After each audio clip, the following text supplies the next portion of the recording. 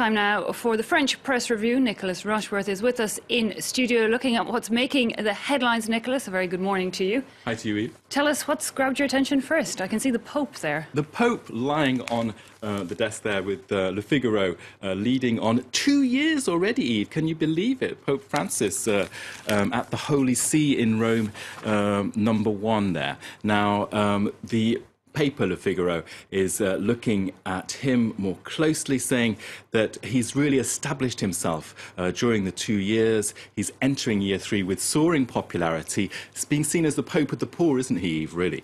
Now, 78, hyperactive, doesn't take holidays. And Le Figaro, with its headline there, is saying, well, there's a moment of truth coming up for him with a synod in October on the family. And there he'll meet resistance from the conservative wing of the Catholic Church, and now he has desire for changes, reforms that concern the rights of priests to marry, a lift on the ban on divorcees, so very hot topics there. Is there a Francis effect going on? Well, Le Figaro reckons that no, there isn't. You can't really see that in terms of the people going to churches in France and people joining up to join the Catholic Church in France as well. I do think he's started at least to change the image of the Catholic Church, though. I imagine the Catholic Daily here in France has him also on the front cover. Well, the Catholic Daily, La Croix, has really devoted a lot of its pages to this, of course. We can go to the editorial, which is acknowledging that there are tough discussions going on. There you can see Une Église en débat, a church that's in full debate. Now, it says, why was Jorge Bergoglio, as his lay name is, was he chosen back 2 years ago? Was it because he came from a tough country, Argentina, with a tough city record as a religious figure there, the fact that he worked in tough urban areas and so on.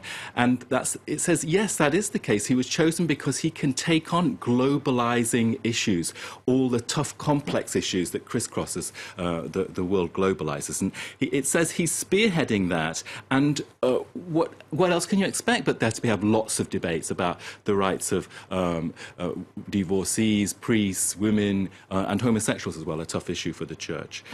So that's the coverage from Le Figaro about that. And La Croix. And La Croix, the Pope not the only person taking the front pages of the French press. I noticed Libération is looking at the Islamic State group.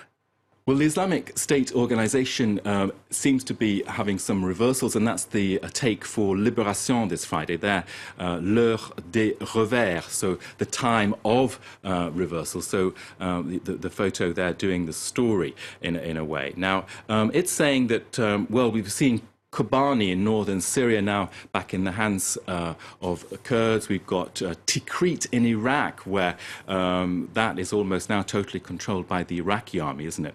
So Libération is asking, well, is this the beginning of the end for the Islamic State organization?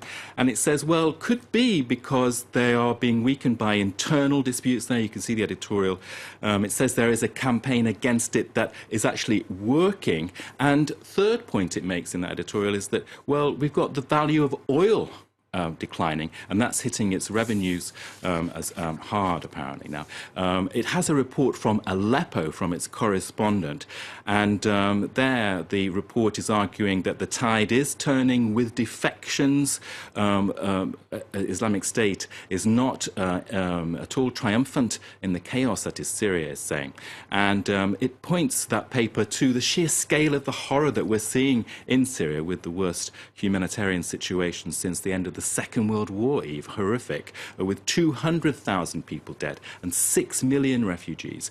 Now, the correspondent Hala Kodmani for that piece from Aleppo is saying that the people she has spoken to are saying there will be no Islamic State organization on the ground in 6 months to a year. That's the take from Libby. OK, well, fingers crossed, I have to say. Now, moving on, Nicholas, other newspapers focusing in on hierarchies in companies and what needs to be done about them.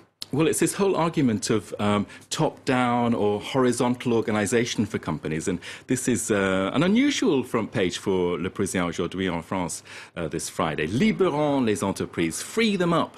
Let's do away with the red tape and the hierarchy. So I suppose basically the classic scenario would be you'd have a boss dictating, well, we want to do this idea, do this project, and groups then form and the whole apparatus clicks in. The horizontal approach would be perhaps to have small groups who initially come up with ideas which they then develop and then give to the boss. And Aujourd'hui en France looks closely at several of these companies that have been doing this in France. And one of them is Michelin, which has made a success of it.